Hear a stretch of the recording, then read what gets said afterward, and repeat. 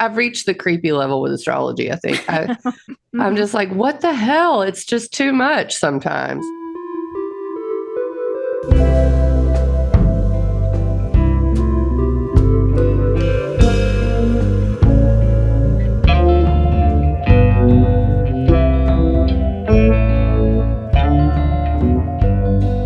Hey everybody, I'm Mandi of Ecstatic Astrology, and this is the September forecast, and I'm here with Christa. Introduce yourself.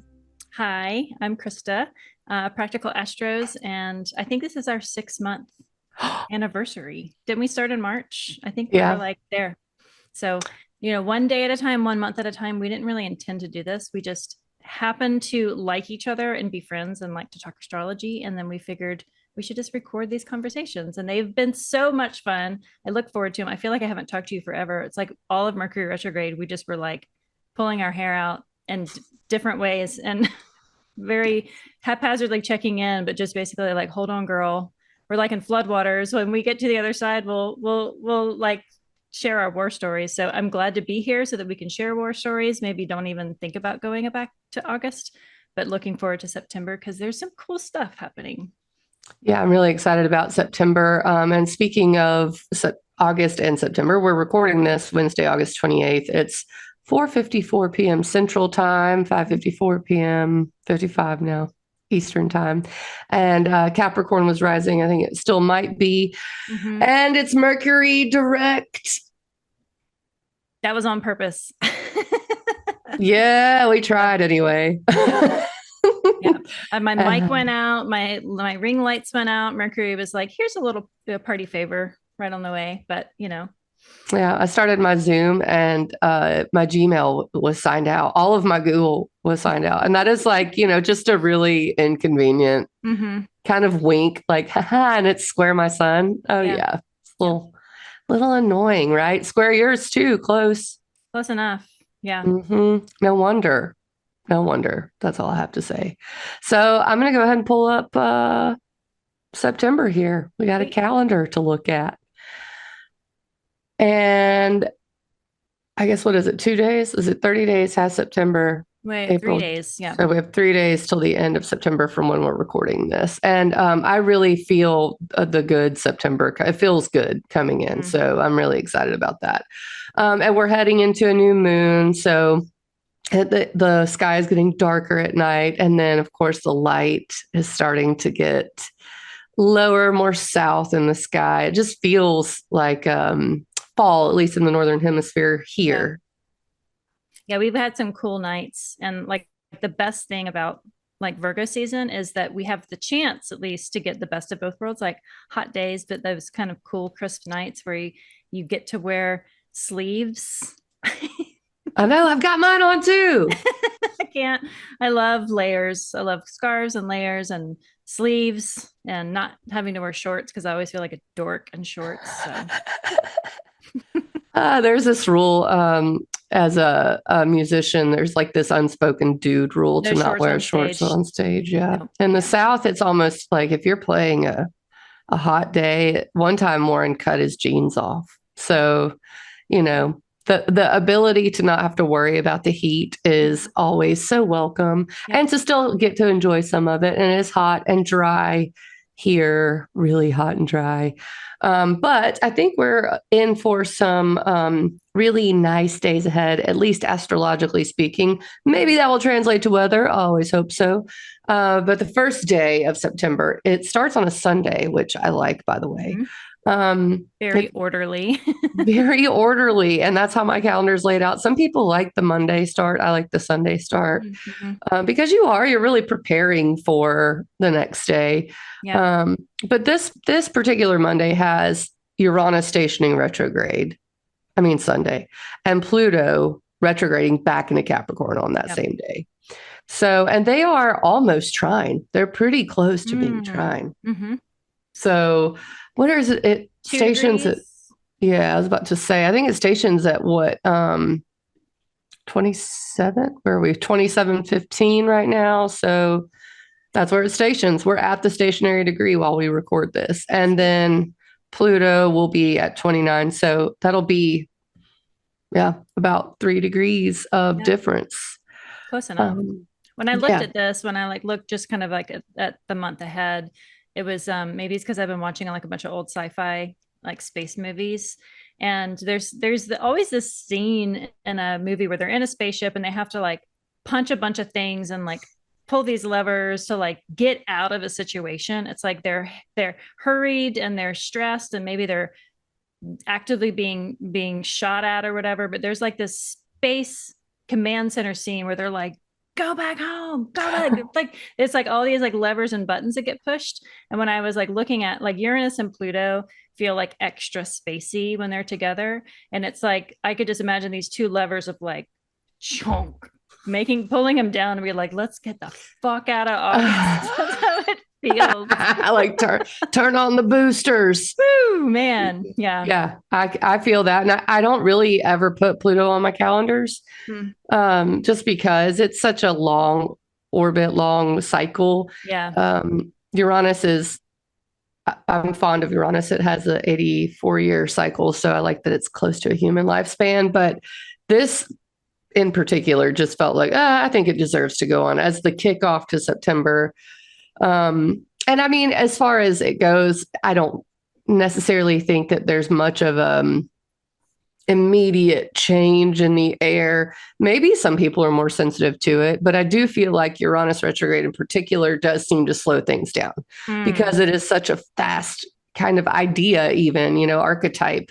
Yeah. With it being lightning and change, and it just feels fast. So when Uranus stations, it's like, slow it down.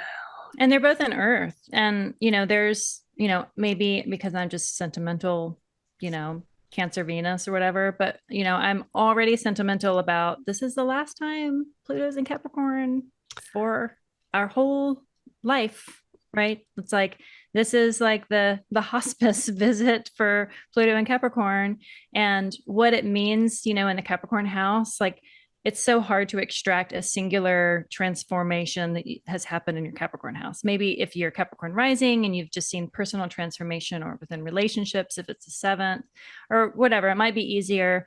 I have it in a cadent house, so it's just harder. I have no planets that it's hitting, so it's just harder to kind of dissect the specific meaning.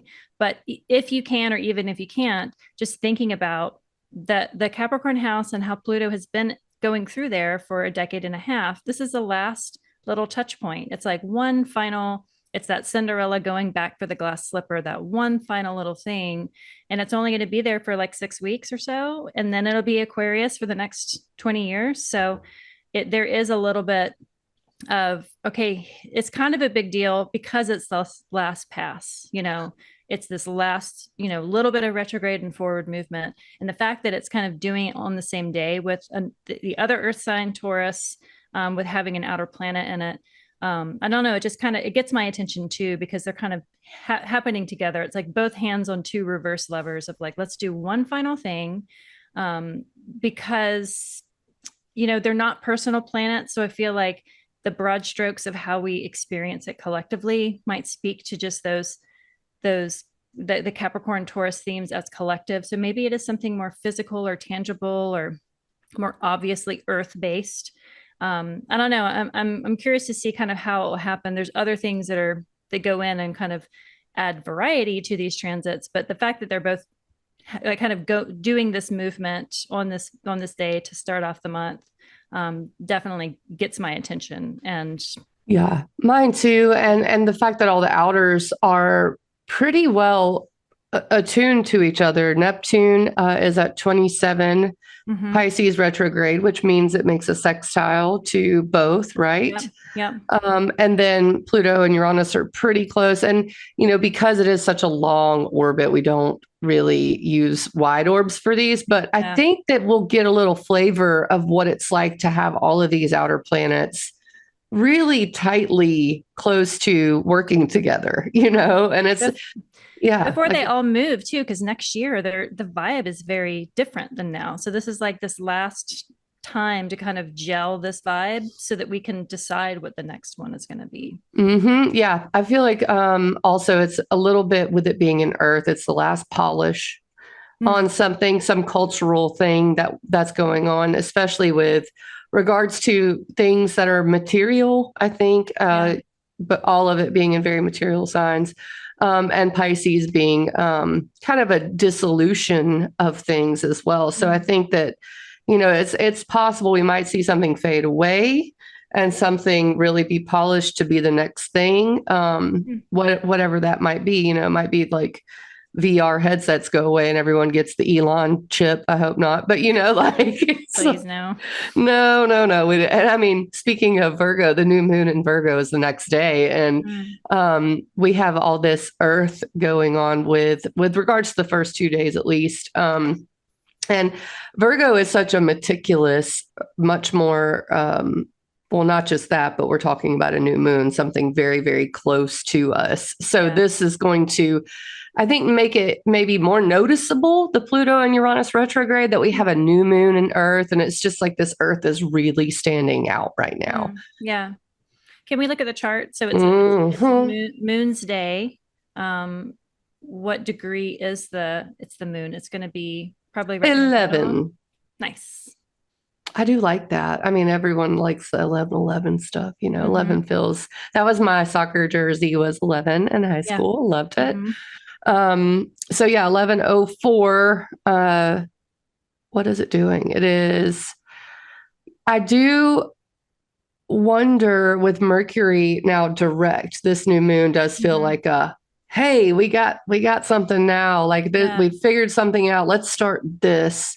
And this being more like, I've figured out what my heart wants and I'm going to incorporate it into my routine. I mean, to be really simple with the astrology, it's something we've discovered, it feels like, about ourselves. And now we're going to plant this seed of moving forward with it. Yeah. Yeah. It doesn't look like, I mean, it's like there's a pretty wide square to Jupiter. It's, 5 degrees away from opposition to Saturn. I mean, it's not really like ringing the bell of anything else but itself. So maybe it's just, the 3 decans of Virgo are just so gorgeous, but that middle one is like particularly gorgeous. It's ruled by Venus, and in Tarot, it's the 9 of Pentacles, and it's all about like a woman that has met every need by herself, and she actually doesn't need anybody else. It's like, and there's like a sense of loneliness of having so much autonomy, but there's like, she just got it figured out, it's this beautiful like fulfillment decan, and to have the new moon there is really sweet, not having to kind of be bothered by other aspects of other things. I mean, you can see by whole sign, a lot of stuff in the sky, but there's nobody kind of like demanding things of the new moon, which is kind of nice. So I'll take that. I like that too. And I was looking at the Sabian symbol, which I love to read, and it speaks to, I mean, I think they all probably will hit on the same theme, but the key word is unveiling. And I think the key here is like, what happens when you unveil a mystery, and it is kind of that, like you said, I've got the autonomy, and it's like, once you do that, then where do you go? You know what I mean? Now what?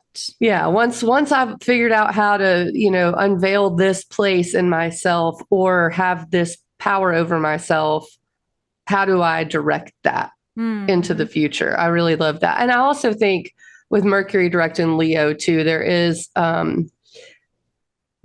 moment to feel creative about it, and there is a moment to feel playful about it until it goes back into Virgo, when the real work starts. But this is the kind of exciting moment because it's ruled by Mercury. Can we, just for shits and giggles, which is the most horrible combination ever, can we just move it to where when Mercury hits that 11 degree 4 minute, because I feel like the new moon kind of happens in, but then when does that message kind of get amplified, just for personal dates? So September 2nd is the new moon itself, and then we have September 15th is going to be that date. Yeah, so like 2-ish weeks later, Mercury will come, and like we've learned before, they're applying to that. So I just wonder if, like, that weekend, some sort of messaging or messages that come through on that point in the Virgo house through Mercury, especially if you're in a Mercury year. I don't know, just like those little touch points, like the duck, duck, goose for that planets make. I always kind of pay attention, especially to the new moon. point. So I'm just curious. It would be interesting just to kind of take note just in personal life, because I think it would be subtle. But Mercury loves to deliver messages, loves to give you riddles, loves to give you games to play. And so I wonder if the 2nd and the 15th might be tied in. Yeah. And it's so close to the full moon or the eclipse, really, that happens that it makes sense in the grand scheme of the way things go with astrology. Yeah. So yeah, thanks for letting me do that. Oh, I love it. I'm a big fan of, like you said, following the rabbits. Now, speaking of rabbits, Cancer is an apt way to look at a rabbit because they like to procreate. And Mars moves into Cancer on September 3rd. Yeah. Big day. On Mars Day. I like the way you said, yeah. So as a just an insight into why I'm giggling is because I know Mars is going to retrograde in December. It's going to start in Leo, move all the way back into Cancer. So this ingress to me is a pretty big deal. It won't be in its shadow yet. You wait till later Cancer for that to happen. But as it moves into Cancer, it's like, for me, I'm going to start paying attention. So this is actually one of my favorite things to do is keywords for Mars, because I really like action. And in Cancer, that's emotional action. I really like survival. And in Cancer, that can feel like I need to make sure I'm taking care of myself first. And then there's the rougher frustration, anger. And when you mix emotion in with it, it's a boiling water. Yeah. I've been thinking about this one a lot because I just have, like, when planets are in exile or in detriment, they just remind me. I just imagine them all as like the Isle of Misfit Toys and the Rudolph the Reindeer movie, Rudolph the Red-Nosed Reindeer. Why did I miss that key characteristic of that story? And anyway, so I like think of like, okay, well, Mars and Cancer. Well, Mars is the malefic of the night sect. So in a water sign, in a kind of a feminine or dark sign, like, is it really that bad? I think when it's misdirected or misordered, it can be very damaging, mostly to yourself. It's like when Mars is in Libra, I feel like it's harder. I feel like because it's like direct, it wants to be peaceful, but it comes out in really messy ways, but it's directed outwardly because Libra is an air. It's a masculine or outward sign. And with Mars and Cancer, I just feel like, the self-defense or the defending of, things that you love kind of comes up when Mars transits Cancer. It's not easy, it's kind of a boiling, a boiling pot of water sort of transit. And especially if you have Cancer placements, having Mars go over that, or Cancer's your first house, having Mars go through that first house of body, it can kind of like pinpoint you a little bit more. But again, channeling Mars, give Mars something to do. I feel like if you give it something to do, it is way more. It does not want to come to visit your house and sit on the couch. It wants to like get to work. And so if Mars is coming to Cancer, giving it some sort of a job. So if like we think of Cancer as like the kind of the internalized emotional, mama bear sort of space, if you know that you've got like some stuff to work out or work through, like go start seeing a therapist like on that day, like start to channel that, or do some sort of like somatic body response, like taekwondo or tai chi or hot yoga or something that kind of just channels it through so that it doesn't boil over. Because that to me is like, Mars and Cancer can be very like, it can be whiny.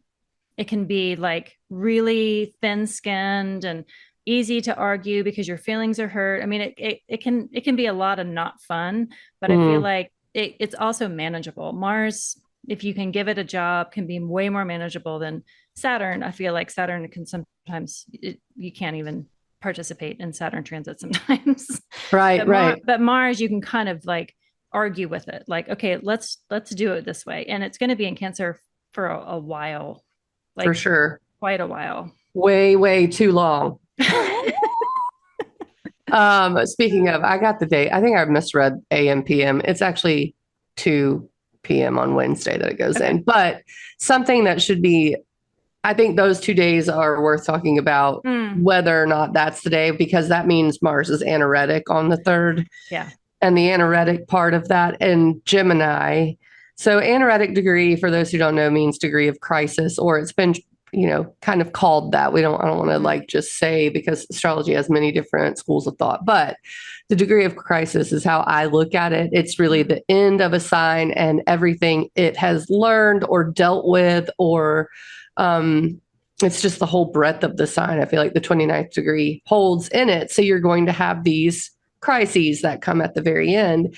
And that makes total sense for the 0 degree ingress into Cancer, because once you get this crisis, and then you have this emotional release, perhaps. Right. Not that everyone will experience a crisis, but a peak is definitely a good way to look at that in the Gemini area of your chart on the 3rd, and as it moves into Cancer on the 4th. Yeah. Yeah. Winnie the Pooh, when he gets stuck in the hole because he ate too much honey, like that's how I imagine the anaretic degree of like immobile, like trying to get through, or the birth canals, like trying to get through something, and it's just a lot of pressure. And when you're in survival mode in the 29th degree, once you get into the 1st, you're kind of like, okay, how do I process what I just went through? But we'll have many months to process this. Yeah, in fact, we have a week of a kind of a quiet week as that happens. Maybe that's pretty good to give us a chance to kind of get to know Mars and Cancer a little bit. It will, I guess, square also on the 3rd. It's still square kind of Neptune. Is it square Neptune right now? I'm just looking. It is right now at the 25th degree. So it will square Neptune on pretty soon. Yeah. Yeah. I feel like it's something I probably should pay attention to myself, since. Or you'll find out. Or I'll find out. It's the 2nd that Mars squares. So yeah, the beginning of this whole week up through the middle of it is just kind of like things are happening. It feels maybe quietly happening, though, with it being Mars square Neptune and a new moon, and maybe slowing down a little bit. There is this maybe existential feeling about it. So I think it's really nice to have the rest of the week be kind of quiet, we don't have so much to deal with on Thursday, Friday. And the moon will still be in Virgo on Tuesday, but what about Wednesday? Wednesday, it's Libra. Okay. That's nice. It'll meet Venus that day. So can we look at the chart for Wednesday? Yes, we can. The ruler of Cancer is the moon. So if Mars is moving into Cancer, it'll make a square to the moon immediately.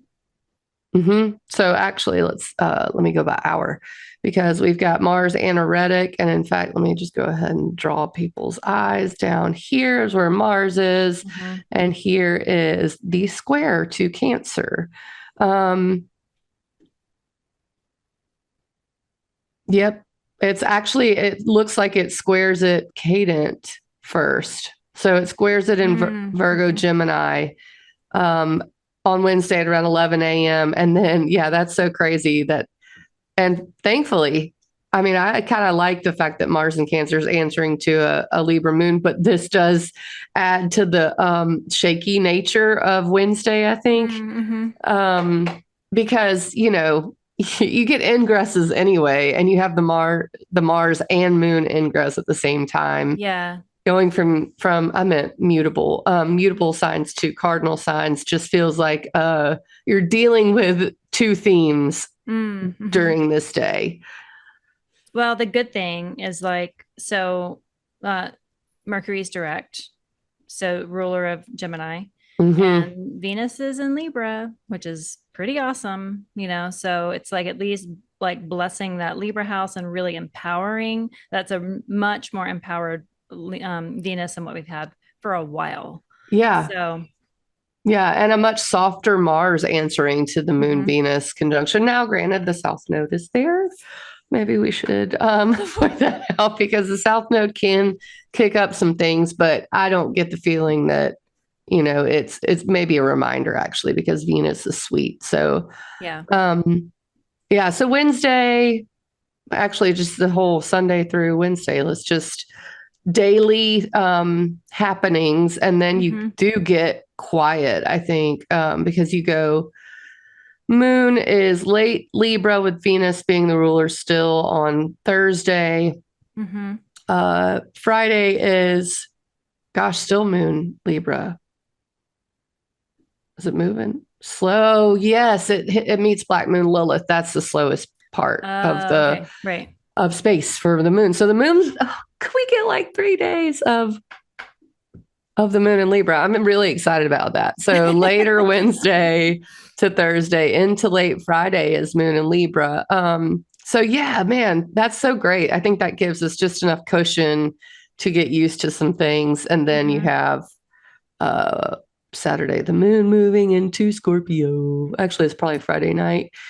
And I mean, it's kind of nice with like Sunday, Monday, Tuesday having like new directives given. Like here's what's going to happen this month. Like there's like a bunch of new things that you're going to have to figure out, and then the rest of the week of like just getting used to what that is going to look like to prepare for the remainder of the month and to prepare for that.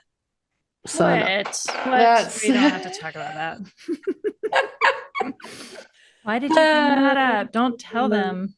You know what's nice though is that at least the moon is trining Saturn and sextiling the sun, even though the moon's not the best place. But like, I think that's makes it pretty nice considering the moon and Mars are in mutual reception. Like maybe this again, as we get to Mercury and Virgo, things really start to happen where you're actually working on it. Whereas Mercury's still in Leo is maybe more of an inner joy sort of thing or a creative sort of thing. Once it moves into Virgo, it becomes acting on it. So for those listening, we're talking about Sun in Virgo opposing Saturn in Pisces. The opposition is the nature of Saturn. And this is just classic, like, this is classic tombstone dual energy. Oh, it's so true. It's always like slamming on the brakes or coming up to a wall or obstacle, or just, man, this is a lot of work. This is heavy. And maybe with the moon and Scorpio, having to dig deep a little bit there into your own psyche to deal with it, because Saturn in Pisces to me is so like existentially heavy. And the sun in Virgo is so, I need to understand this and I need to be able to organize it. And usually past these points feels a lot better because honestly, as we go through Virgo season, we're building up to it. So even now we're building up to the Sun Saturn opposition. True. And, you know, dealing with things like a new moon pretty close to opposite from it. And then an eclipse that's just past it, you know, with Neptune. So it is a Saturn month in a way, dealing with all of this. With all of this Saturn, all of this heavy weight. And I mean, like Saturn in Pisces doesn't like hold a lot of agency, you know, to be fair. So, I mean, I think that, you know, we have Saturn opposes Sun every year, you know, it's not like the rarest thing that you should flip out over on TikTok astrology. It's like, it's what happens.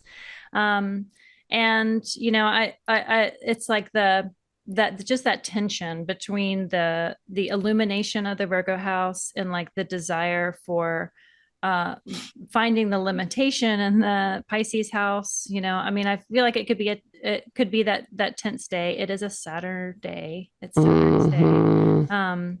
But you know, it's I feel like the themes of what that might be will be also illumined with the eclipse. And, you know, just the entire Virgo season feels a little bit kind of like this day of like this bouncing around and this tension point between with these mutable placements, but it doesn't feel like it'll be destructive. I think just in general, you know, when we look at the sun as like the luminary around which we all orbit as being kind of like positions of power, and then Saturn kind of being that authority or that historical authority. Like someone said, I think it was Hawk Astrology talking with Jen Zart on the Within Orb podcast, talking about how texts were just fossilized conversations. And I love that idea of like, it's just like they just happen to write it down. And to me, that's very Saturn. It's like just writing down these things and we take it for truth, but they were just conversations. Like it doesn't mean that it was written down. It needs to be so anchoring. So the tension of like, what is authority? How do we give authority to others?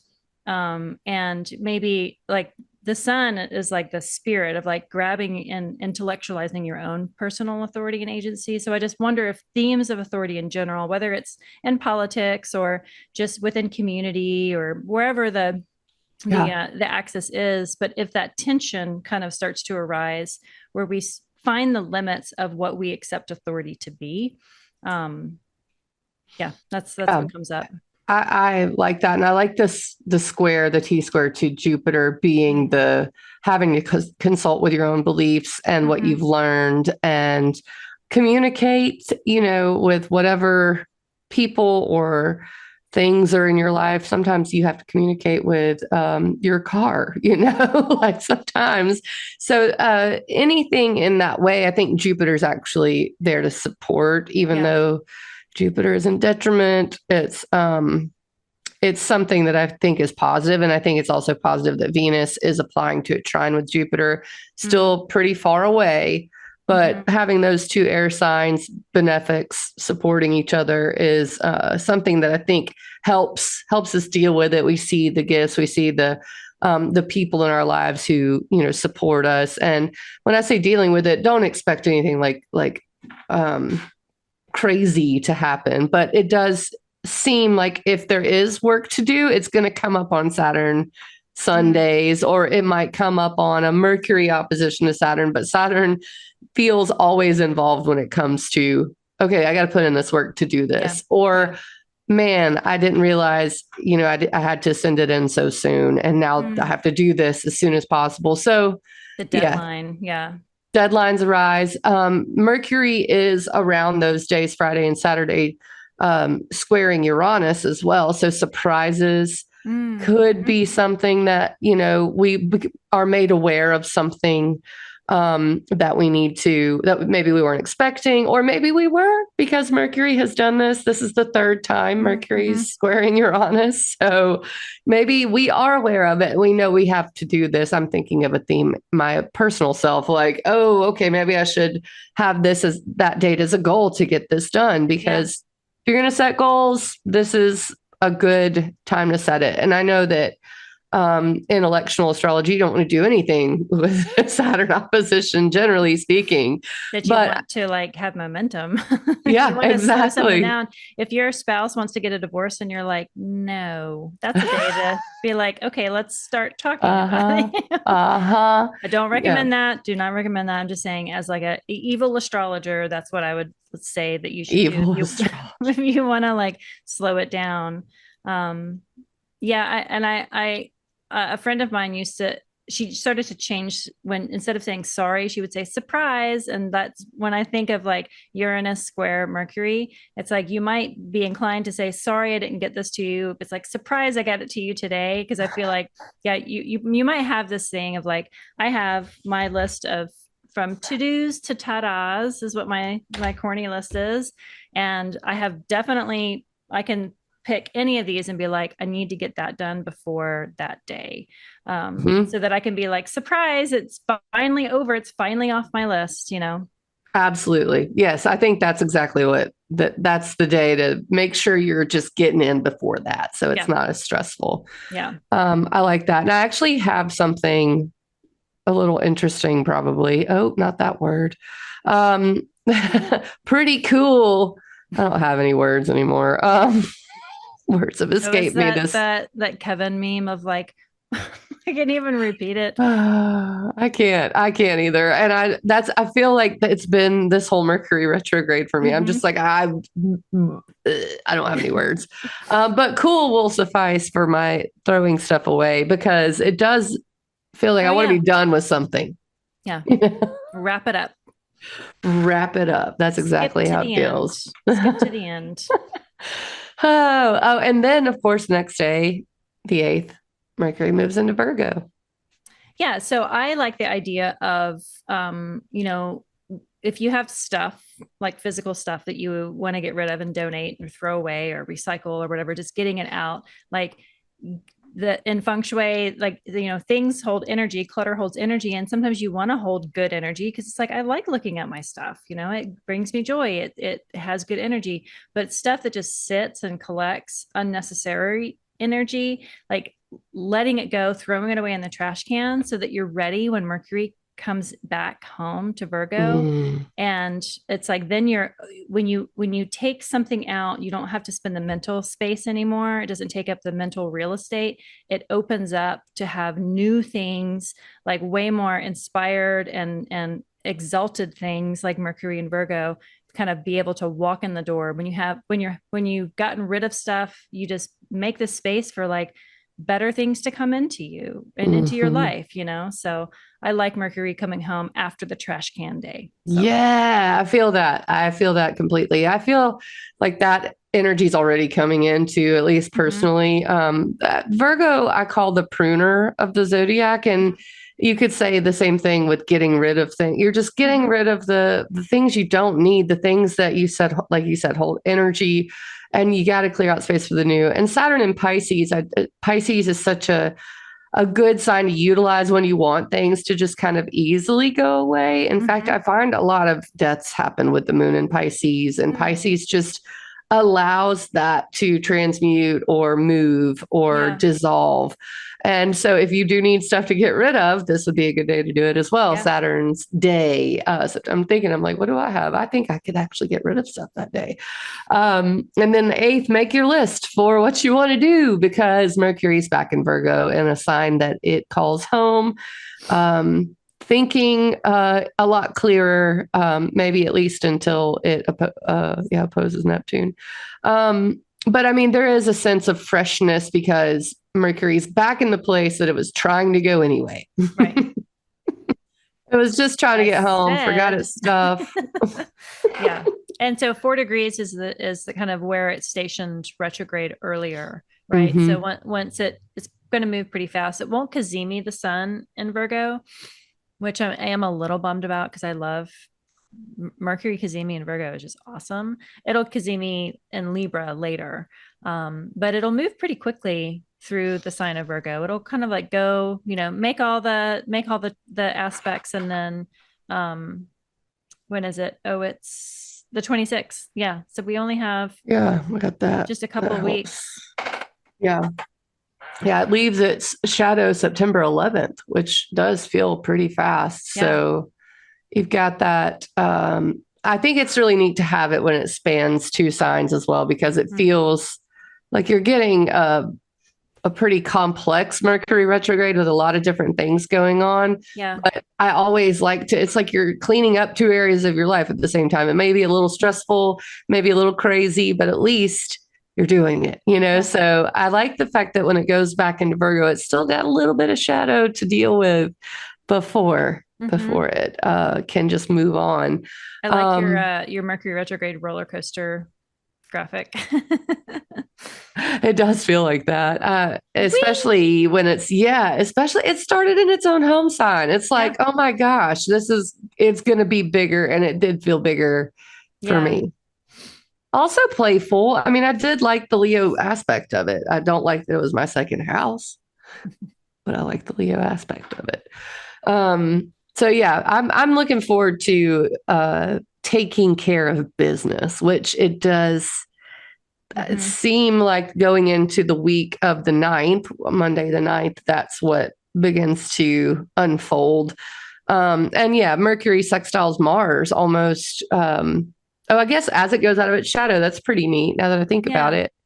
I put the we can do it because Mars is that push, and sextiles are so they're soft. I mean, they're supportive without being overwhelming urges like a trine. They are just opportunity. They're just hopeful. Exists. Yeah, they're hopeful, and they're I think we talked about last time, they're kind of subtle. Sometimes they're easy to miss because you don't expect that first engagement to like be profitable or potential or have as much promise as it maybe ends up having. And Mm. so I like that we can do it of like, if you have kind of, looking at Virgo, Cancer houses, what's the combination of possible partnership or, it's the sex house, the nature of Venus. So it's like Venus wants to merge and have babies. So what's the baby that's going to be born between those two houses, metaphorically speaking? Not everybody have a baby. But like what is the creative thing that kind of that gives you a little hope, or it sparkles for you, or I like that we can do it, but and they're just harder to see kind of in the moment, because you're kind of Mm. like you talked about on Twitter about you get omens from like cashiers and gas station attendants, which I think is pretty funny.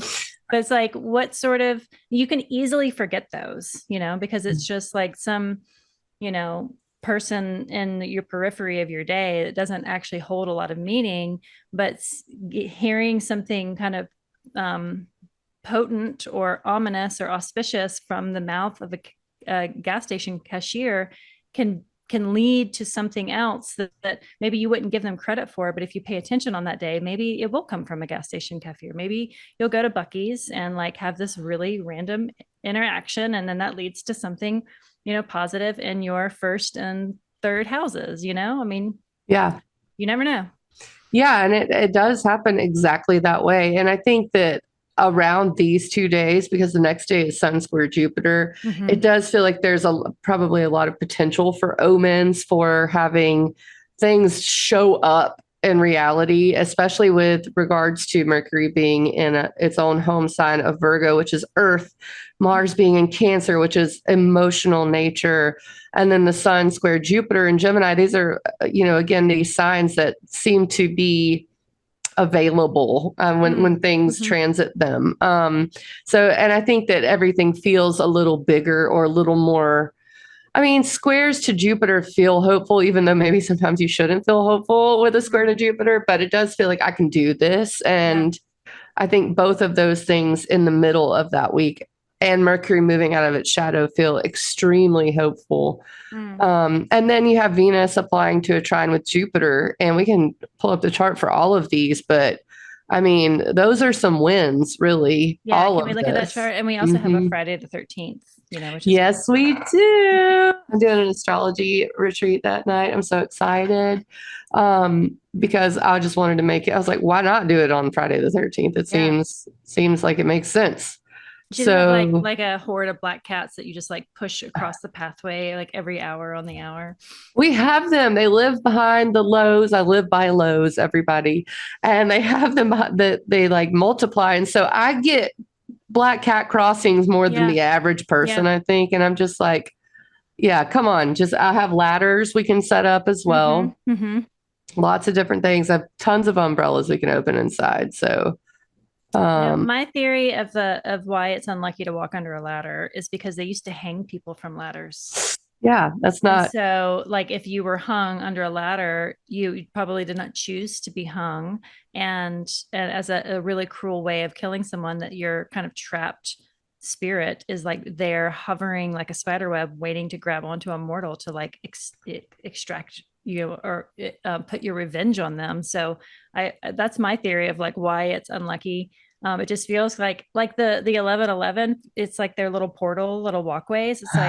It's like the 11s are like a collapsed ladder. It's like, don't walk under them. You don't know what kind of like astral spider web is waiting to like pounce on you.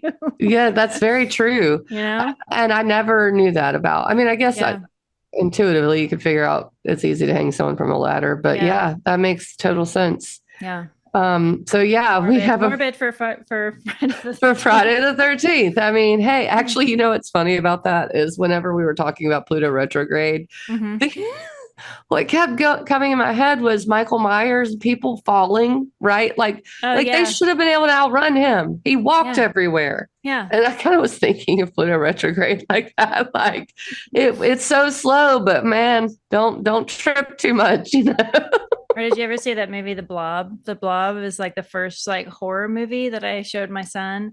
and it was like this pink slime that was like would slowly like absorb a kitten, and my son would be like, ah, because the slime would slowly, but it's like it creeps, but it's so slow. It's like, did you not have running shoes? I mean, were you in That's the only thing. Birkenstocks and got tripped over? And Maybe that's why I love the Michael Myers, I guess, series so much, is because it's so like he always gets them. Even though, and then I'm like, maybe I should just, learn that power walker. That chill. Yeah, he's got some chill about him. Yeah, so no chill Wednesday the 11th and Thursday the 12th because of the nature of Mars being sextile to Mercury on Wednesday. Then you have the sun square Jupiter Thursday. There, it actually probably squares it. This is 11 p.m. It squares it early in the day. And then, Venus trine Jupiter. So on these days, I'm actually looking, okay, the moon is in Capricorn. That's so I think Mars. Yeah. Oh, man, I didn't even realize that when I was doing the calendar. So that makes Thursday very heightened, and a trine to Mercury. The subjects that could come up are needing to get familial things in order, taking care of things at home. I think I'm looking at Mars in Cancer and the moon in Capricorn, and that's such a familial axis to me. And making sure the structure is there, making sure everyone's taken care of, and Mercury in Virgo. So obviously, wanting to get things in order. But the square to Jupiter is like, I just really want to have fun. They're also square the nodes. Oh yeah, they sure are. Ooh, that Grand Cross. That dang Grand Cross. So yeah, it's such a mixed bag here on this. In the middle of the week, mid-September, really. Here's the nodes right here, and then the square to. We'll just leave it all blue. It doesn't matter. So the square to Jupiter. It does just feel like you might want to let loose, even though there's some work to do. That's kind of what it seems like. Yeah. Oh man. And then the most positive part of this though is that Venus trine Jupiter. I was going by hour. We'll get it exactly there. Venus trine Jupiter on Sunday, the 15th. It's actually, I have it on Saturday because the majority of the trine takes place on Saturday. It's exact after midnight in Central Time. I like that it's at 1, 2, 3, 4. It's like the Ramones hour. If it was 56 seconds, it would be 1, 2, 3, 4, 5, 6. That's insane. Well, 24 hours to go. We might want to full sedated after the Wednesday, Thursday thing. It's true. Oh yeah, draw it over here. That looks like, so the trine to Jupiter is extremely beneficial. And the best part of this is the moon is also in an air sign at that time. Now it is in Saturn sign, but still we have a little bit of a grand trine applying here, which is really nice. I'll take that. I will too. And this would be a great day to do something, I think. I'm looking at Saturn. I'm just looking at because even Mercury is placed well. There's no squares to Mercury in its home sign. Venus in its home sign, and Mars answering to the moon, who's answering to Saturn, who's answering to Jupiter, and Mercury's back at it. So the dispositor there is really good. It's like just a nice breath of fresh air with having both benefics trine each other in air signs with the moon there, kind of interpreting it, like looking at the air houses, like where do they fall in your chart? I just think it'll be like a nice, like lucky, blessed, but enjoyable, lighthearted day. Trines are supportive. They're the nature of Jupiter, so they want to help, and it feels kind of like a really nice pinpoint right in the middle of the month to have both of those. They're both direct, they're in air signs. They can see their ruler, Venus is at home, but Jupiter can see Mercury over there. So that's a really sweet little day. It is. And I had win-win with two people talking because of the fact that Jupiter and Gemini is, encouraging this communication, and Venus and Libra, with it being so relationship oriented, this does feel like a great day to like maybe go on a river float with some friends or something. Yeah. Not that I'm telling you what to do. I just like floating down the river with friends. Go to the sky bar, go way up in the air and just. Yeah, especially like a air balloon. That's scary. I don't think I could do an air balloon. I totally want to do a hot air balloon. I don't like adrenaline sports. That's not a sport. If you like jumped off the air balloon, then maybe, but ballooning. I just want to be Dorothy, and so I really want to be in a hot air balloon. So I mean, and this is the 85th anniversary of Wizard of Oz or something crazy like that. Yeah. You know what happens around here? So there's in Western North Carolina, there in the 70s, there used to be a Wizard of Oz themed amusement park. And so it's up in Boone, North Carolina, and they revive it every fall. And most of the rides are they're not functional, so it's like kind of creepy and old, but they do hire, they like paint the yellow brick road, and they hire method actors, so it's like Ren Fair but Wizard of Oz. And so I will look to see if it's open that day, because this would be a perfect day to go to a Wizard of Oz party up in the mountains with all of that air stuff. So it would be and Mars square the nodes. I'll do it for science. I'll just If I had the gumption, I would, drive up there. It's not that far. Yeah, Mars square the nodes there. Okay. Yeah, Mars square the nodes, and that lasts for a while because Mars is going so slow. I was just looking at. Good Lord. And I'm going by hour, but yeah, it does seem a lot long. So yeah, it's basically, I want to say, let's go with mid Monday to. Yeah, like mid Saturday to Monday, Mars is square the nodes. And that to me, the nodes are so linked into where we're going on this like 18-year cycle. Mm-hmm. So, I mean, if the North Node, like for instance, is in my 10th house of career, and Mars is going to be in my first house of self and independence, and in Cancer, there's a certain amount of, do I feel like I can make this happen? I think is a good way to look at it. So, it's how do I feel about this trajectory with the eclipse cycle around this time? And I know, I mean, I use feel because of Cancer, because Mars in Cancer just stirs up so much of that emotional, I mean, sometimes turmoil, but things that probably need to come to the surface, and taking action on it as well in that area. So, and so I think it's really great to have Venus trine Jupiter to kind of push that along in a positive way. Okay, what we got here? Oh, right. Okay, the eclipse. Yeah, I was like, that's the next thing. Sure is. It kind of looked like a baseball when I put Pisces over the blood moon, but I tried. I was like, it looks like a baseball. It is a very nostalgic sport, so. It is. There you go. So yeah, I'll go back to the chart on this because the eclipse is September 17th, 9:34 p.m. Central, 10:34 p.m. Eastern.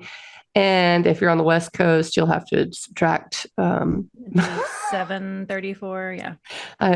I just start losing it because then the numbers go crazy. But it's late at night, and I don't know, is it visible? Whatever, England, just wake up at 3, you'll probably see it.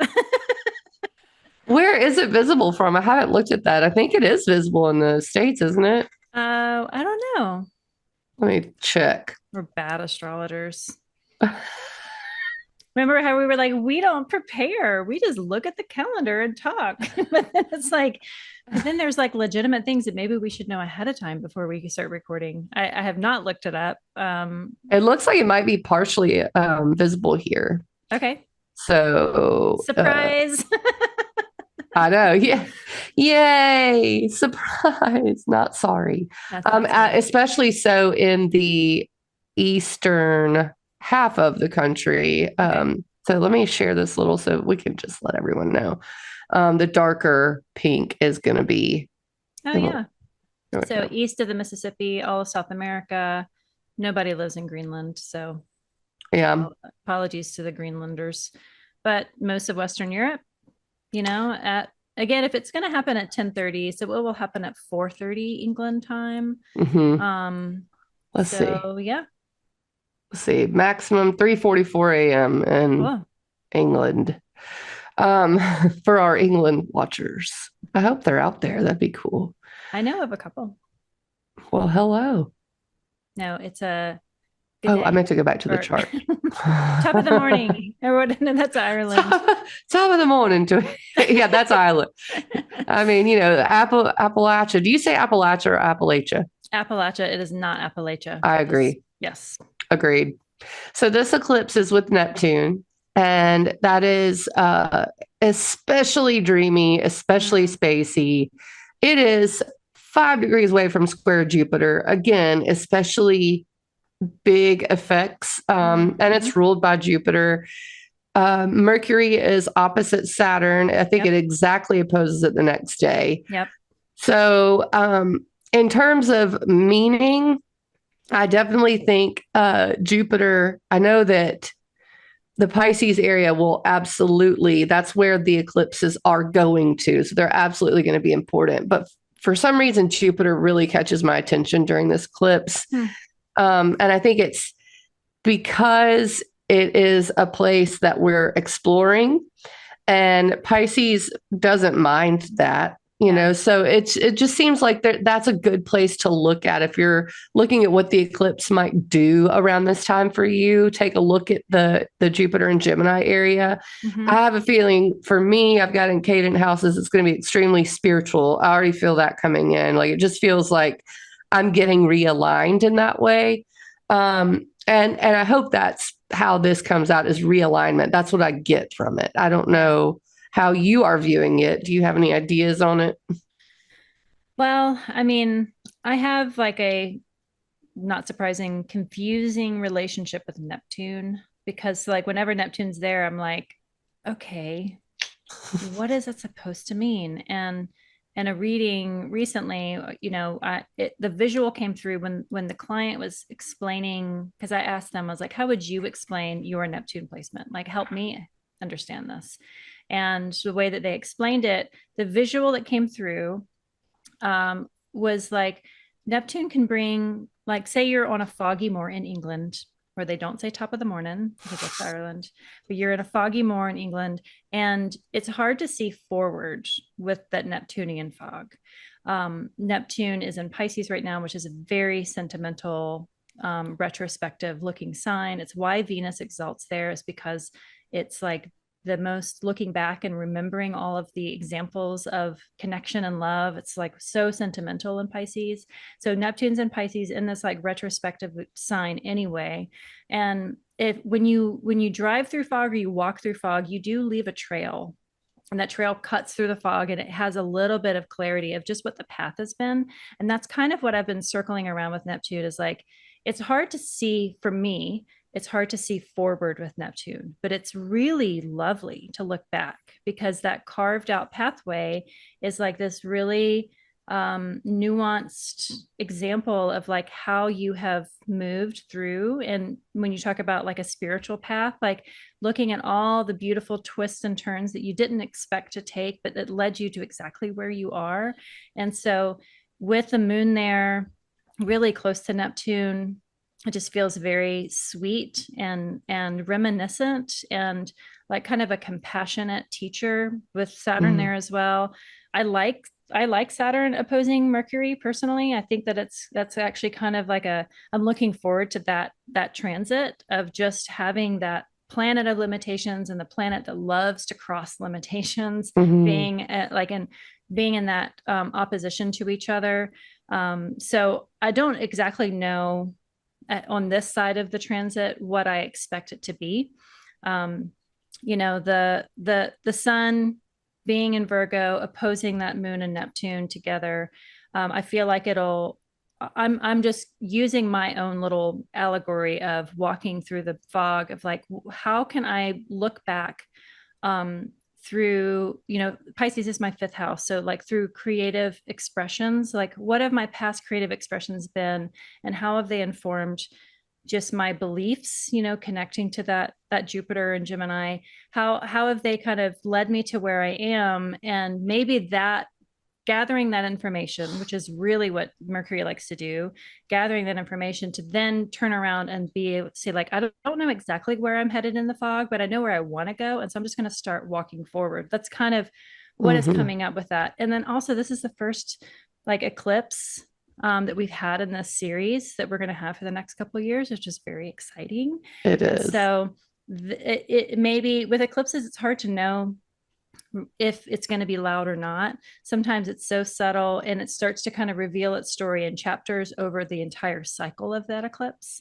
So, the nodes are going to be moving in later on, I think end of January is when they move over. So I'm excited for this. I don't exactly know what to expect, but I'm just kind of using that.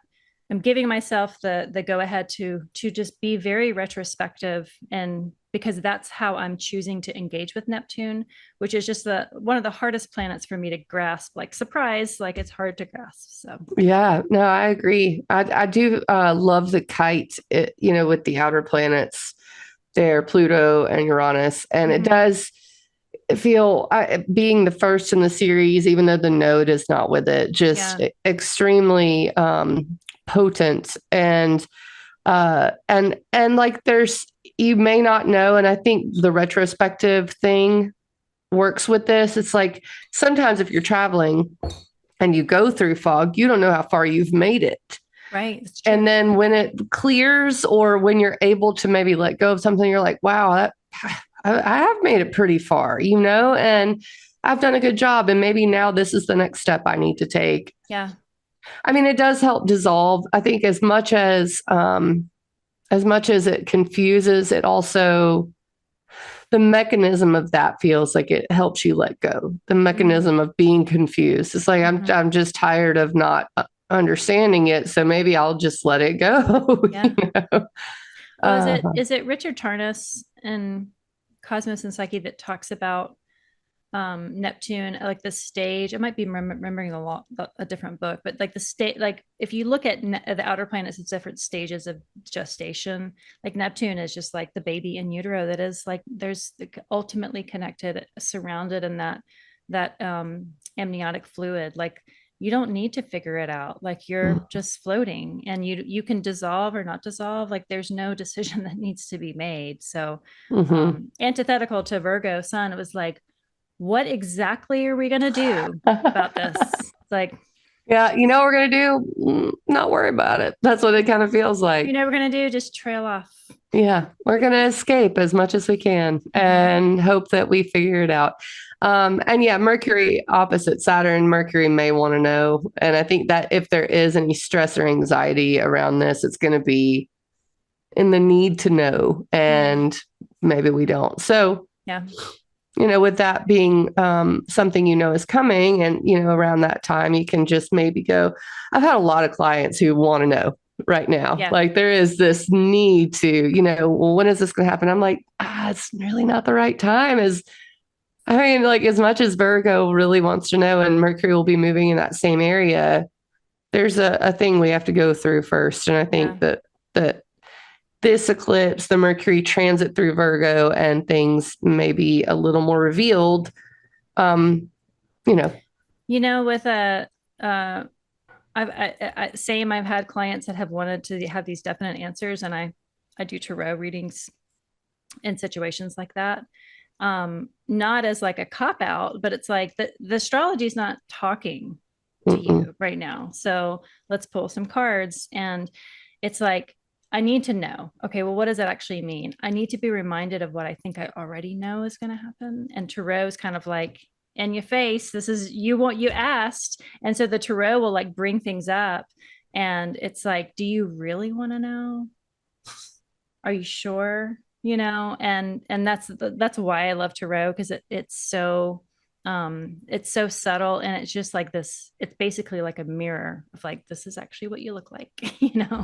Exactly. So like doing other kind of oracle engagement, like if astrology is not speaking to you on this night, or you want to have some sort of connection to things that are beyond, so again, like meditation, a night walk, I mean, even just like sitting in like this, like take a bath Tuesday night, like make sure your bathtub's clean so you're not obsessing about like the scum line, the Virgo nature scum line, and just like enjoy like a nice like blue lotus, lavender essential oil, blue tansy, chamomile, like all those blues that are just so like luxurious, and like just sit in the bath and scry on the bath water. I mean, like it, like tap into that Neptune moon there, as like, to me, like that's stronger than even the sun with its ruler Mercury and Virgo. I Yeah. just feel like that moon Neptune is just like so sweet. Whatever oracle work or engagement with like prayer, or whatever you do kind of in the spiritual realm, like just try it that day and see what the message is that Mercury wants to deliver come through, and filtering it through that Pisces moon Yeah. might be really nice. It will be. I was already there. You just had me there in my mind. I was like, oh yes, a bath. Oh, I am doing it on that day. Yeah. And the answer might come in the Sag area, just as a little, because there is this T square. A lot of times It'll things bubble up. push, to the surface in that empty area, even though Pallas is there. So what's next? Let's see. Let's consult the calendar. Oh, right. We've talked about the Mercury Saturn opposition quite a bit already with, the lock on the brain kind of feels like you're not supposed to be thinking. I mean, it, as much as you want to, just let it be. Let it flow, man. Let it flow. And then the Sun trine Uranus on the 19th. Speaking of surprise, we've said it a lot. Surprise. Yeah. I'm looking forward to this, and I think specifically because there's a Mercury trine Uranus the very next week, and the kind of doubling up of it. This kind of looks like a matching game now that I'm looking at it. But it feels like there are some things that start to be revealed with regard to the Virgo area and the Taurus area of the chart in these 2 weeks right here. And specifically what I was tapping into is the ability to change your routine, the ability to be able to incorporate new things into your daily life, your health, even your with your pets. I mean, I think of all the 6th house topics with Virgo. I do, because it feels right, and that is what Mercury in Virgo wants to do, and the Sun in Virgo wants to do. But the trine, the support from Uranus, which is change, which is break free. Maybe you don't need to get up and do this every morning. Maybe you can allow yourself to sleep in 30 minutes, or whatever the case may be. That comes the 19th, and I think again on the 24th. Yeah. And also, I think like the freedom, the liberation to change your mind definitely comes in on the 24th. Like, oh, yes. Yeah. Oh, yes. And I'm sure a lot of people feel that way after the retrograde, just the need to like something click into gear, and that may be a visual is clicking into the gears going forward. So I think the 19th is probably the first little ping of it. And then you have the Sun opposite Neptune on the 20th. Speaking of mushrooms. We weren't speaking of mushrooms. oh, right. Well, we should on that day. Yes. Yeah. I was thinking of them. That's what I meant. Well, so today Venus is opposing Neptune. And so on the 20th, the Sun is opposing Neptune. I think that is a great mushroom day. I mean, and the ability to just keep that going from the eclipse, it just kind of feels like it's the change with the sun trine Uranus, the kind of feeling mentally, blocked around that time. And it's sometimes that's for a purpose, and it's to let the spirit guide, to let the intuition lead the way. So I think on the 20th, the meditation thing again, the bath, whatever the case may be with that, however you connect in and get into that trippy space, because meditation can certainly take you there. So many different things can. Just letting yourself be inspired and talk to the muses on that day it's a great day for it. Yeah. What's going on the 21st? I don't think anything. It's my son's birthday. He's got a really cool solar return this year. Ooh, moon in Taurus. The moon does visit Uranus Saturday the 21st. So there's a moon Uranus conjunction at night, which is still pretty much trying to Mercury and the sun. The sun is getting ready to go into Libra. So Saturday feels pretty neat too.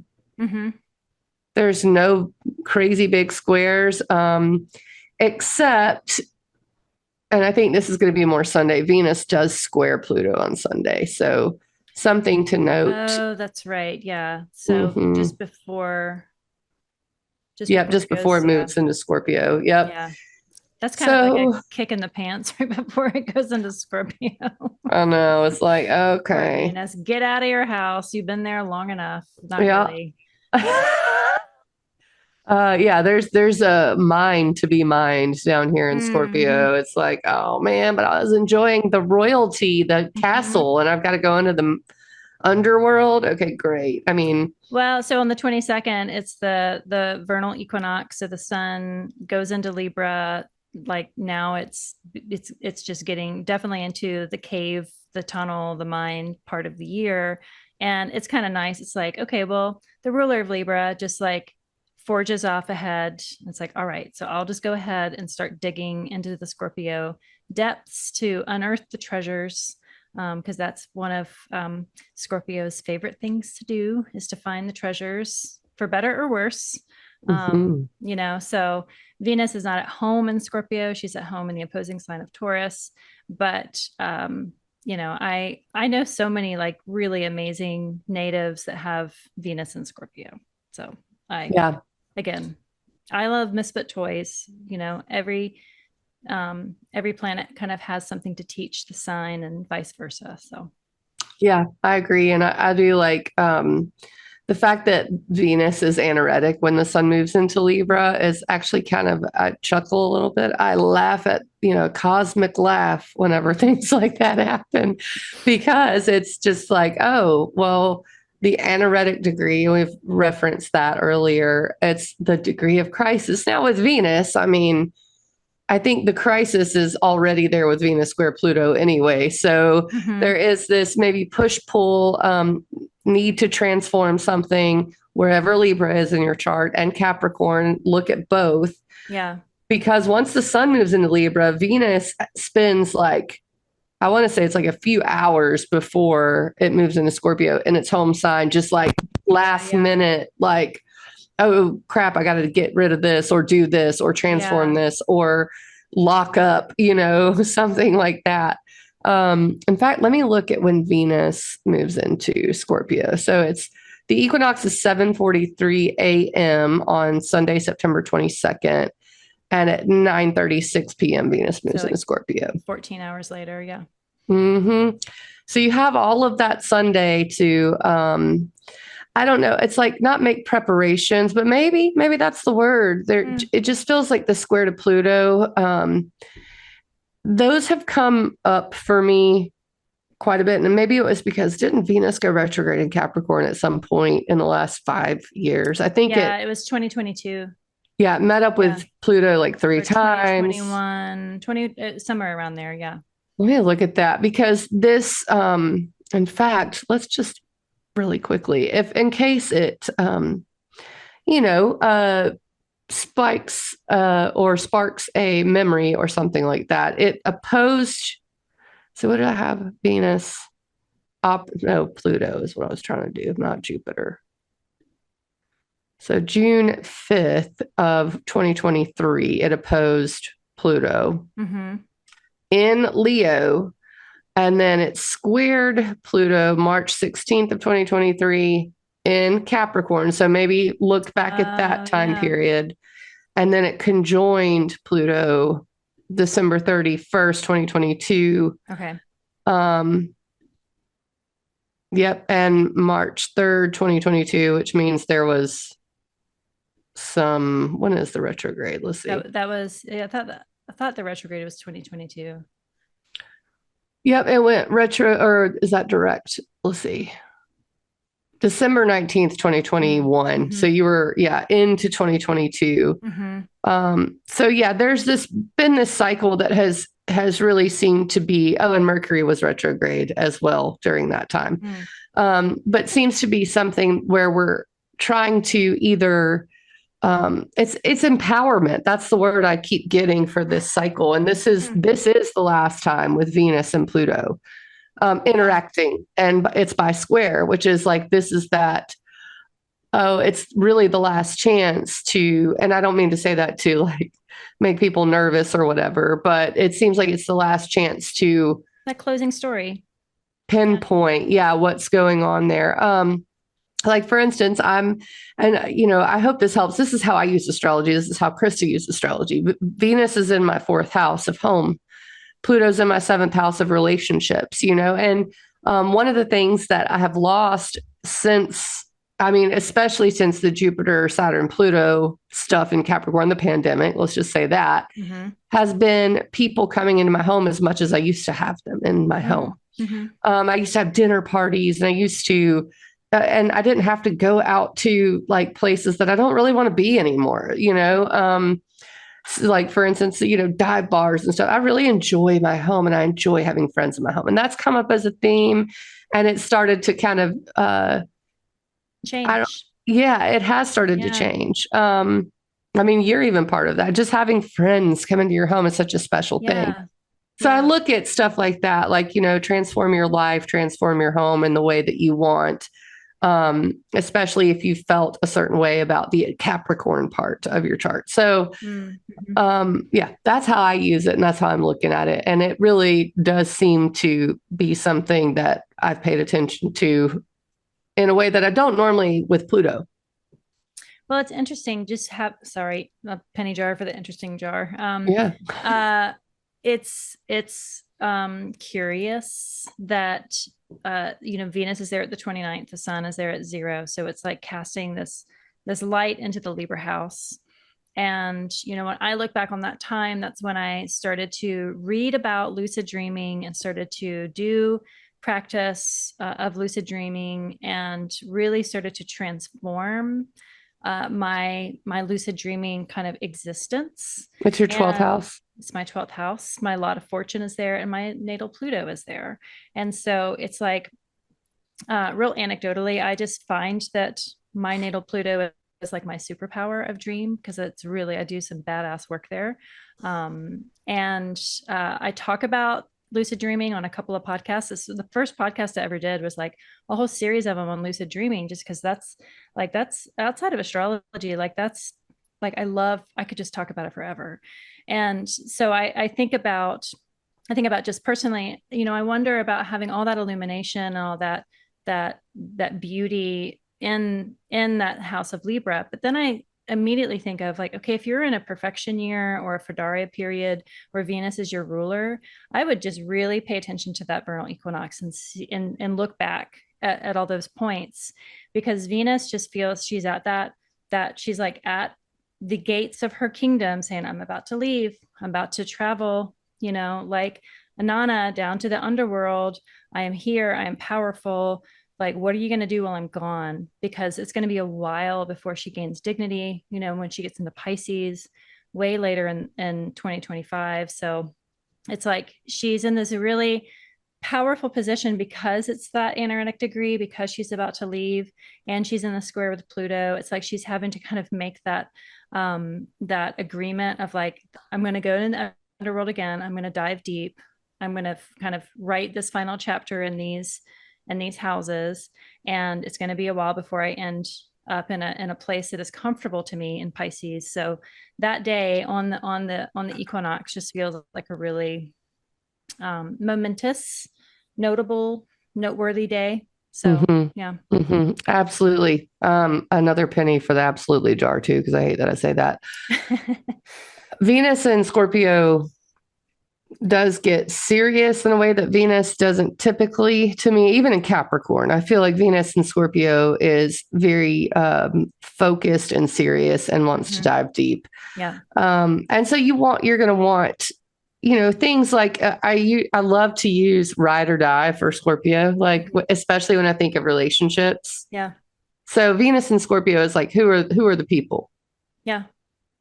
Who are they? And what do you bring to the table? I mean, Scorpio is about shared resources and transformation. And with the South Node, the eclipses being in Libra, and we're in the middle of an eclipse right now. So we had the eclipse September 17th, and we're heading into a solar eclipse with Venus and Scorpio being the ruler. Mm-hmm. It's like, okay, there is something deep to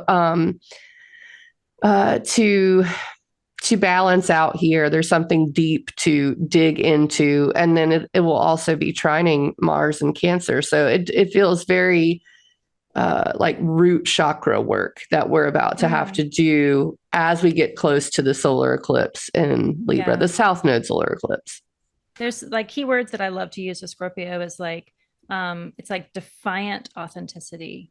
It's like when you peel back all the armor, like Scorpio is defiantly itself. Yeah. It's fixed water. It's like it is, it's true. And, I say that as a Scorpio rising. I just feel like there's no way around, like we know what's authentic and real, in a very root chakra tapped in sense that, Venus going in there, ride or die makes sense. It's like, Venus in Scorpio is like, a shadow or dark or, misaligned can be obsessive, but it's obsessive because it's driven by this like authentic, pure, deep, connected love. Yes. And there's this painting that I remember seeing of a woman kind of running down an alleyway, and the title said, "Only love can make you run this fast." And you don't know what the story is, but I think about that with Venus and Scorpio. It's like, is she running to her lover? Is she running to her child? Is she running to see a show? It doesn't matter. It's like only like there's one thing that will make you run as fast as possible, and that's love, Yeah. And one thing that will make you run away from anything is someone misusing that. And I think that's that darker flip side of Scorpio. And with the sun approaching the South Node, it is that what is what here? Is this something I need to run away from or run towards because I love it? I think. Yeah. So yeah, I love that. And I think the next day being Monday and having Mercury, actually it's Tuesday that Mercury trines Uranus exactly. So there is this ability for your mind to make a change, and I think that's an important part because we've got Venus in a water sign, Saturn in a water sign, Mars in a water sign. There's a lot of water. It's a lot of feeling. Yeah. Moon there too. Yes. And Moon Mars Day, Tuesday on Mars's day, right? So when we have all this feeling, to have Mercury be there in its own home sign, trine Uranus, which is freedom or revolution, it's like I'm able to at least think about this in a different way. And this is the first time since it's squared Uranus 3 times that it's coming into a supportive trine with Uranus. So it's like the things that we kind of maybe resisted changing or resisted kind of come into place here, and right in time. I mean, you need for that mental fortitude or freedom mentality to deal with some of the things that come with the eclipse, I think. So I do like that date. I think this is an auspicious day, especially since the moon will be trine Venus. And it'll, I know I don't, I mean, Moon, Mars, no one really, Nobody likes that's that. gonna, let's just look at when it actually gets past Mars. I'm like, I mean, it's funny too, because you get Moon trine Venus first, and it's like, oh, yay, this is great. And then she turns the corner and is like, Edward Scissorhands. Yes. And it makes me think of like, oh, I see you need some care. Here's that care. And then, several hours later, that person doesn't care for you when you need it, or something like that. So it look is. At that. I mean, Mercury is directly opposite Neptune at that same moment. Yeah. So you get the trine to Uranus early, Moon, Mars, Mercury opposite Neptune. It's just like, so that's a busy day. It's a busy, busy week, really. Let's think about it. Equinox, Venus moving, there's just so much going on. And it reminds me a lot of things that we already encountered. Like if I go back to the calendar, we already encountered Sun opposite Neptune on the 20th. We already encountered Sun trine Uranus on the 19th. What else? There's something else that seemed like it was. I mean, Sun opposite Saturn. I mean, yeah, I mean, it's like, it is really clustered that last week, because we have Pluto at that cardinal and that last degree of the cardinal sign, like when something comes out of an earth sign into a air sign, it's like engaging with that by the square. And then it's like, there's lots of like real, like back and forth aspects that those planets make, kind of hitting that Pluto or hitting Uranus, or hitting Neptune. So it's like, they're all kind of making that. And so there's just like lots of quick activity, but it does feel like concentrated that last week. The equinox itself kind of opening up the story of like, things are going to be different around here. And this is maybe how we get to decide how they're going to be different. Yeah, I agree. And I mean, this whole week, it's I'm just looking at the month, and it's like the breathing times come intermittently, and then the busy times come intermittently, and you can almost see it looks like a stair step almost, like boop, boop, boop, boop, boop, boop, until you get to this week, and then it's like, oh, we're making all these transits and trines and oppositions, and then Mercury moves into Libra. And all of a sudden, we recalibrate because Mercury's not at home, Venus is not at home. The sun is, the sun in Libra is not happy. I don't mean to make all the planets sound unhappy. Yeah, it's like they're none of them are really like operating at top notch, territory. And Mars honestly, is in detriment. Like, when you're not doing that great, you can commiserate with other people that are not doing that great. If you're the only one in your friend group that is having a shitty time, then you are the one that is not responding to the text thread because you don't want to complain or like get your ick on them. So when everyone is having kind of a hard time, everyone's a little unhappy, like you can commiserate and be like, well, we all got different stuff, but at least we're in it together. So Venus, Mercury, and the sun are going to be like, and Mars, here we go, and Jupiter, they're all in detriment, man. That's so crazy. And then when you look at it that way, we're at the land of misfits now. Like now we're in it. And it might be nice, though. I will say this. It might be nice for natives with these placements because there is this, like you said, camaraderie, sense of like, oh, well, I mean, yeah, I have this natally. So, I mean, I'm doing well with this Venus and Scorpio. I'm fine.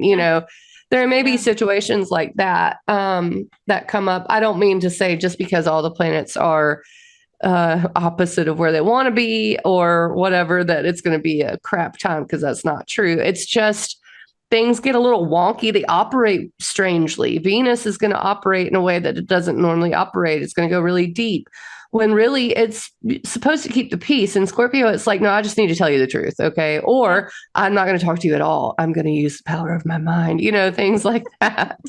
And then, like my constant defense for, a planet that is not at home. It's like, it's not at home. It doesn't have the trappings of home. It doesn't have people maybe helping it out. If it's not like exalted planets just have people, it can call on people really easily. When you're not at home and you can't call on people, you don't have lifelines. You can just, you get creative, and new things can come out of necessity. So, that's the best silver lining. Silver lining exists because there's a cloud. So I don't want to just, dismiss the cloudiness, but, an exiled planet just gets resourceful, really quickly. That in itself can be exhausting, as we have seen with Venus and Virgo. That's why we're all celebrating Venus going home in Libra, because it's a break, but everything is temporary. It can be a resourceful time. And if we know we're kind of all collectively going through this, it actually won't last for too long. Will last, and then Mercury will go retrograde again. So exactly. And I do think it would be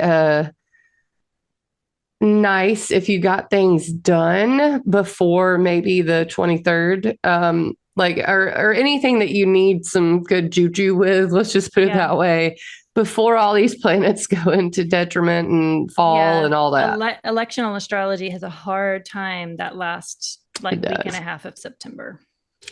Yeah, and I have the 29th on here, the Mountaineer, because I always do like Mars trine Saturn. I mean, two malefics working together, or at least working together, and you can wrangle them a little bit, especially since neither one of them are in Saturn's not in a sign it likes, right? It's in Jupiter's domain. So there's just so much that I think you can do with planets that are supporting each other in a place they don't necessarily want to be. It's like, okay, well, Mars in Cancer, trine Saturn in Pisces. What are we going to make happen? Mars doesn't normally like to feel. I mean, a warrior doesn't like to feel bad about killing its opponent. So Mars does not like Cancer in that way. Mars doesn't want to take care of anyone else either. But Mars is in Cancer. So it's going to be really fierce about nurturing, and it's going to be really fierce about feeling.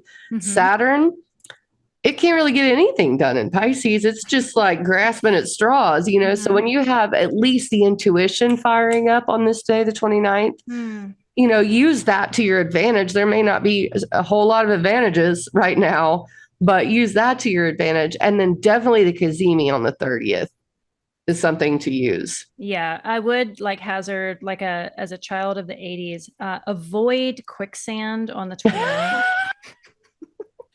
You're exactly right about that. This is like a quicksand day. This is like a quicksand awareness day. Should be the 29th with Saturn and Mars there trine. So, for the record, I thought quicksand was going to be way more a threat when I was a kid. But I feel like we've talked about quicksand before. It's like this thing that keeps bubbling up. So I'm just going to look for quicksand news for that day. So yeah, definitely don't go in any quicksand. But if you need to get something done on this in the spiritual realm, that's, a really good time to do it. Or for instance, if you need to make a place in your home for your altar, or a place where you're feeling more peaceful, or whatever the case is, for where you have Cancer and Pisces, and you can extrapolate, that's a time to do that. And I do think that it's not a time to I'm going to do this on this day, but it is a day that we're going to have anyway. So maybe you can plan what you're going to do that goes along with that energy, which would be fortifying, action-oriented goals, that kind of a thing, but in Cancer and Pisces. Yeah. I mean, honestly, I could see this coming up as family, old family karma coming up, and you having to kind of show what your limits are of dealing with that, defending yourself or your play in it. It kind of it feels like it brings up really old stuff that could be harmful or hurtful, or things kind of connecting that you didn't realize were connected together. So I could see this being kind of just an emotionally challenging day, because the malefics are there teamed up. It's like if you have two aunts that are both Debbie Downers, and they happen to be sitting in your kitchen, having this conversation about all the old trauma that they went through, growing up in the 60s. I mean, I just feel like it could kind of, it could just be a hard day, just that in the emotional realm. Yeah. And I wanted to get really close, because it reaches the exact conjunction around 10:30 p.m. with the moon starting to come into an opposition with Saturn. So definitely has potential for, plan on taking care of yourself for sure that day. I think that's also a good thing. And then right then is the Cazimi that comes in. Let's see, actually, when is that exact Cazimi? Which is, in Libra. I love that we have a Cazimi to end the month. I just think that's awesome. It's perfect. It's at 8 degrees, 11 minutes. Very close to the South Node. So look for a little aha about what the eclipses have been about for you right before the next one. It's like the eclipse is what, on the 2nd, I think, October 2nd. Let me look. Yeah, October 2nd. So you've got 2 days. Yeah. 2 days from it. And I like that the moon is conjoined to Vesta there.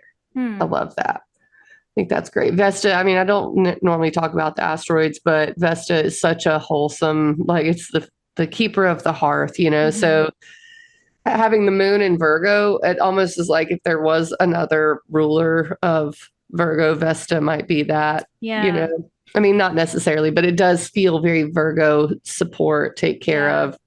So, I mean, it looks like the hearth flame, I'm doing a little bit of renovation in my house, mostly in the middle of my house, which used to be a laundry room. The door's off, and we're turning it into like a central, like, just bookshelf, like the book closet that kind of holds all of our books.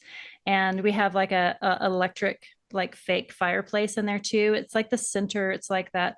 In Howl's Moving Castle, you have that fire spirit that it, like, puts the whole house together. So I wonder if, like, we can finish it by that day to kind of consecrate that day of, like, consecrating that center, because it's Libra, it's, air, it's intellectual, it's beauty. Make it like a really beautiful library and consecrate it on that day as, like, kind of an offering both to the moon and Vesta, but then also just to that Mercury Cazimi, which Mercury Cazimis are just the best. There's no way around it. I agree. And I like too that there's not very many squares, or, not much of it's going on right now.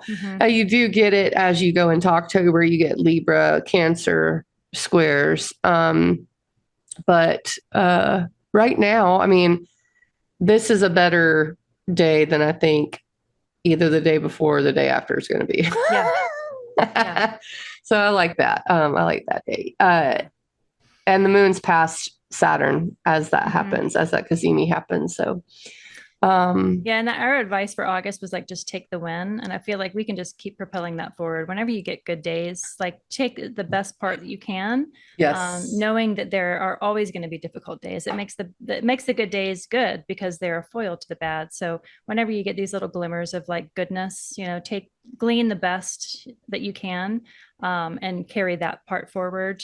Because we always remember the hard stuff. It's good to, like, actively try to remember and celebrate the good things when they happen, even the little small ones. So, like September 11th, like that Mercury sextile Mars, I think, like that, like, take any when you can. I think that's a really sweet opportunity. But it might just be subtle or pastel colored. It may not be neon. So yeah, I mean, a win may be finally getting rid of the dresser you don't want in your hallway, so.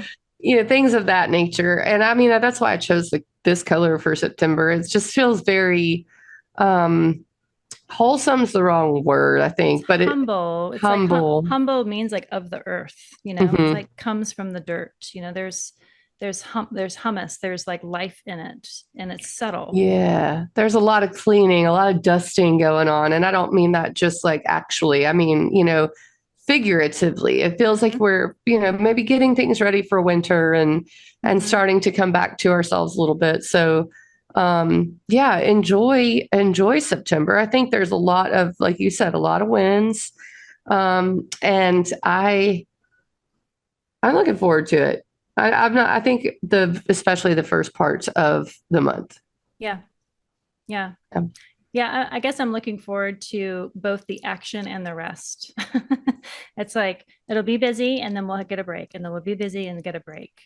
So if we're on that spaceship, trip where we've, like, pulled the throttles back, it's like, we'll have these little asteroid belts that we have to kind of, like, fumble through, but then it'll be, like, really beautiful aurora borealis around us that we just have the time to kind of enjoy. So yeah, with the trines to Uranus, that might actually be a real thing. I'll take some aurora aurora borealis. That'd be nice. There was some last night, pretty low, but I don't think they came as low. But I think some people were reporting them last night. Wow.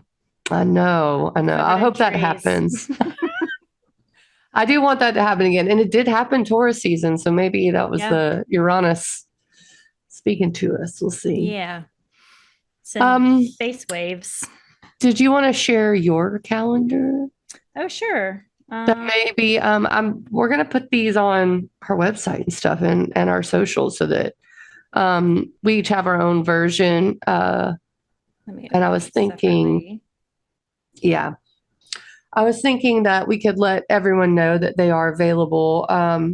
I hope one of my goals is to have some done before next year so that I can have them ready to go and maybe even have them for order. But they are fun. They're one of the creative things that we can do. Oh, I love yours. They're so pretty.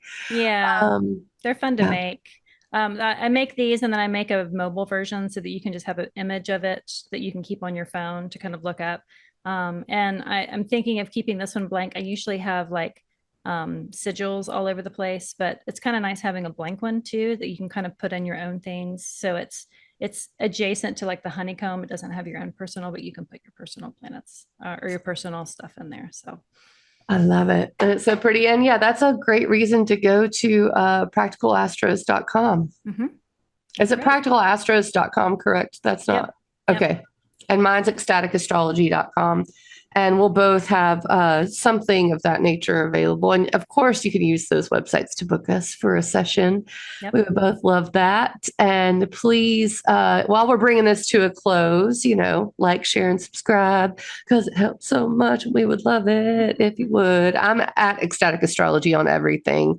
Christa, you are at Practical Astros. Yep. All over the web. And September, I've got lots of I'm making lots of openings available because October I'm going to have very little. I'll be traveling a whole bunch. I'll be manifesting my 9th house year going to Ireland, where I will say top of the morning all the time and not be annoying at all. So September, if you want to book, it's either September or November. October is going to be pretty full. I do tarot and astrology. So that's my story. I'm very similar. I will be traveling in October as well. So it looks like September is a great Virgoan month to get yourself maybe even a few months ahead session. I love to do some planning. So you can book with us both on our respective websites. And we really appreciate you tuning in. Yeah. Good luck, everybody. Happy Virgo season. Woo! All right. We'll see you guys soon.